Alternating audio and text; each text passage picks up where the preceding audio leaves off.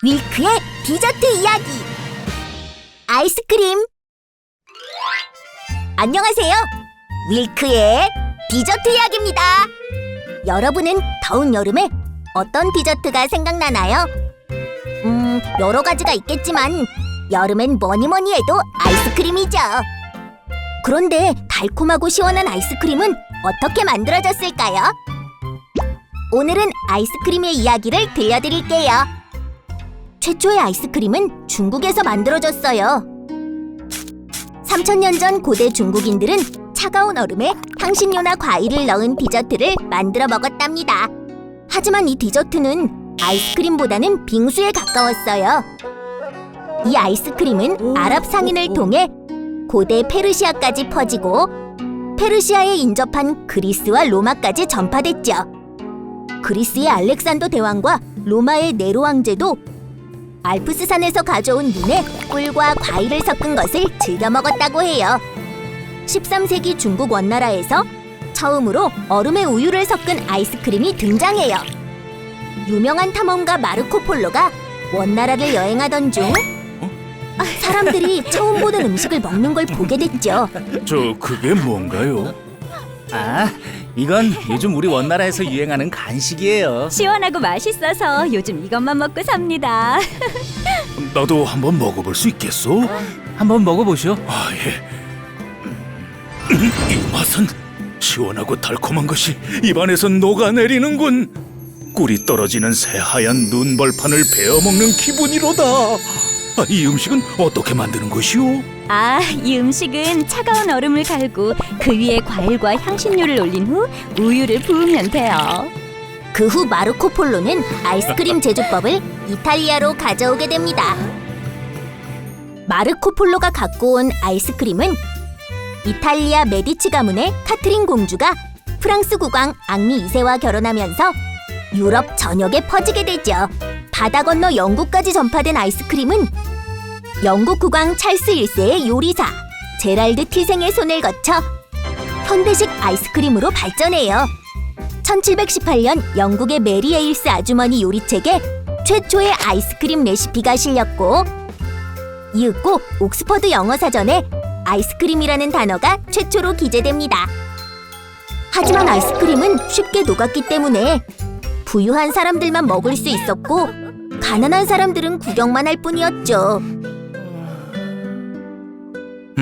어떻게 하면 가난한 사람도 아이스크림을 먹을 수 있을까? 호외요 호외!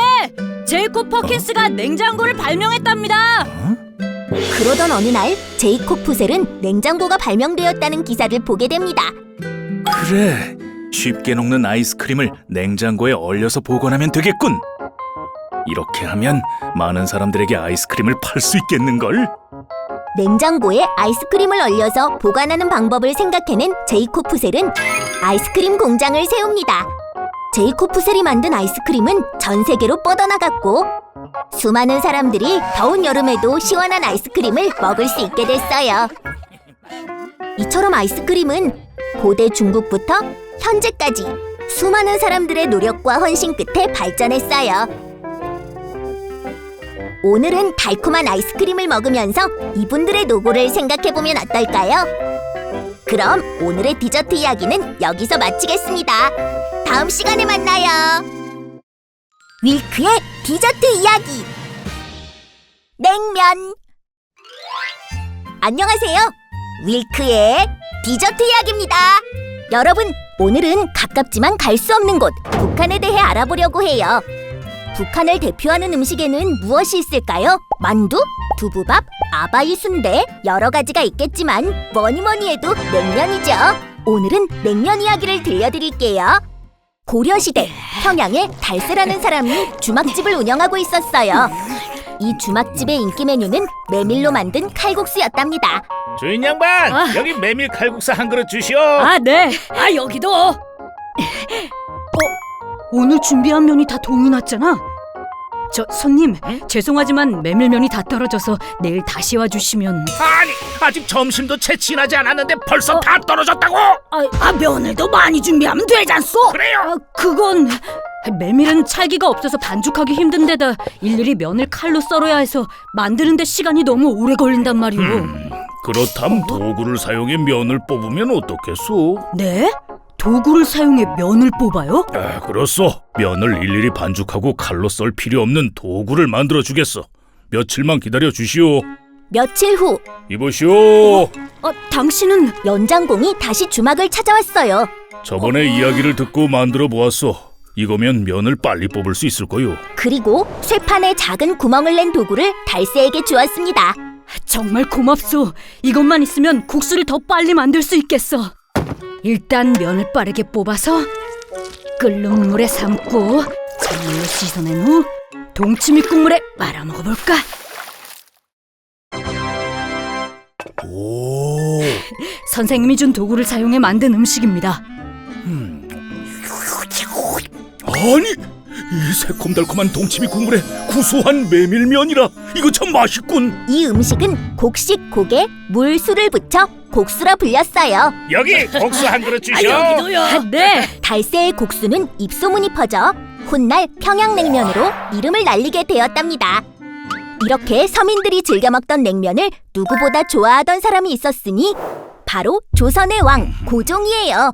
구한말 일제의 침략으로 쇠퇴하는 조선을 보며 고종은 불면증과 식욕부진에 시달렸습니다. 500년을 건재했던 왕조가 몰락하고 있으니 이 어찌한단 말인가. 전하, 수라상이 마음에 들지 않으십니까? 어째 한술도 들지 아니하십니까? 나라가 무너져 가는데 밥이 넘어가겠소. 하지만 먹지도 자지도 못하는 고종을 신하들은 무척이나 걱정했습니다. 전하께서 도통 식욕이 없으시니 이를 어찌하면 좋겠느냐? 마마, 전하를 위한 특별한 음식을 개발하는 것이 어떻겠습니까? 그거 참 좋은 생각이구나. 어떤 음식이 좋을꼬? 제 고향 평양에선 메밀면으로 만든 냉면을 모두 좋아했습니다. 그렇다면 전하를 위한 궁중식 냉면을 만들어 보자꾸나. 자, 메밀면을 넣고 배는 수저로 얇게 떠서 얹고 편육과 잣을 가득 넣은 뒤 동치미 국물을 부으면 이거면 전하께서도 입맛을 되찾으실 수 있을 게야. 수락관에서 특별히 개발한 냉면이옵니다. 어서 드셔보시지요. 내 들지 않겠다고 하지 않았느냐? 하지만 전하, 요새 통 드시지도 못하지 않습니까? 임금께서 평안하셔야 나라도 평안한 법입니다. 아니, 이건 아주 맛있구나. 내 평생 먹은 것 중 이만한 별미가 없었다. 그날 이후 고종은 입맛을 되찾아 냉면을 누구보다 즐겨 먹었습니다. 이후 냉면은 일제강점기를 거치며 전문 식당이 생길 정도로 즐겨 먹다가 6.25 전쟁이 발발하면서 북쪽에서 남쪽으로 피난을 온 실향민을 통해 남한에서 더 대중적인 음식으로 자리 잡게 되었답니다. 오늘날 우리가 즐겨 먹는 냉면이 사실 북한 지역에서 유래되었다는 이야기를 들으니 새삼 남북한이 한민족이라는 게 실감나네요. 남북이 서로 자유롭게 오가며 각양각색의 냉면을 맛볼 날을 기다리며 오늘의 디저트 이야기는 여기서 마치겠습니다. 다음 시간에 만나요. 윌크의 디저트 이야기. 콜라. 안녕하세요. 윌크의 디저트 이야기입니다. 여러분, 치킨, 피자, 햄버거를 먹을 때 빼놓을 수 없는 음료수가 있죠. 맞아요. 바로 콜라예요. 톡 쏘는 청량함에 달콤한 맛까지 최고의 음료수죠. 그런데 이 콜라가 처음에는 약으로 만들어졌다는 사실을 아시나요? 오늘은 콜라의 역사에 대해 알아볼게요. 1800년대 미국 애틀란타에는 존 펜버턴이라는 약사가 있었어요. 하지만 미국에서 남북전쟁이 일어나면서 펜버턴도 전쟁에 참전했죠. 전쟁이 끝나고 펜버턴은 집으로 돌아가는 길에 전쟁 후 쑥대밭이 된 애틀란타의 모습에 깜짝 놀랐죠. 조금만 참으렴. 이 통증을 없앨 수 있는 약이라도 있다면. 이럴 수가. 사람들이 이렇게 고통받다니. 펜버턴은 부상과 질병으로 고통받는 시민들을 치료할 약이 없다는 사실에 충격받았어요. 반드시 모두를 치료할 약을 만들겠어. 펜버턴은 전쟁으로 상처받은 이들을 위한 약을 만들기로 결심했죠. 아픔을 잊게 하는 효과로 유명했던 코카잎으로 와인을 담그고 당시 에너지 보충제로 쓰인 콜라 열매를 넣어 약을 완성했어요. 연구에만 몰두했더니 피곤한데 한번 마셔볼까? 바로 기운이 솟아나잖아. 성공이야. 코카잎으로 만들었으니 이름은 프렌치 와인 오브 코카로 지어야겠군. 그렇게 펜버턴은 프렌치 오브 와인 코카를 팔기 시작했죠. 펜버턴 씨가 새로운 약을 만들었다면서? 마시면 바로 아픈 게 가시고 기운이 난대. 달달하니 맛있기까지 하더라고요. 펜버턴의 노력 끝에 프렌치 와인 오브 코카는 불티나게 팔렸고 펜버턴은 큰 돈을 벌게 되었어요. 다음 뉴스입니다. 금주법이 입법되어 뭐라고? 술을 사고 파는 것이 모두 금지된다고 합니다. 안 돼!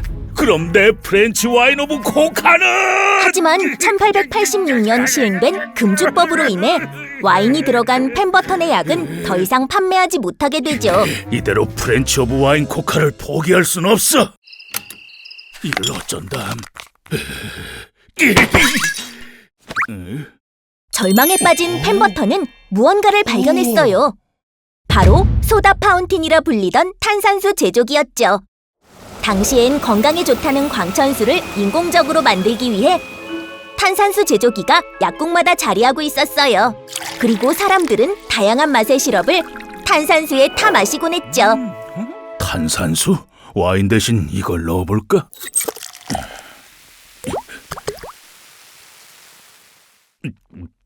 야, 톡 쏘는 청량감에 달콤하기까지 바로 이거야. 와인 대신 탄산수를 섞은 이 음료가 현재 콜라의 시초가 되었고 이후 콜라는 전 세계에서 가장 사랑받는 음료수가 되었답니다. 콜라가 만들어진 이야기 어떠셨나요?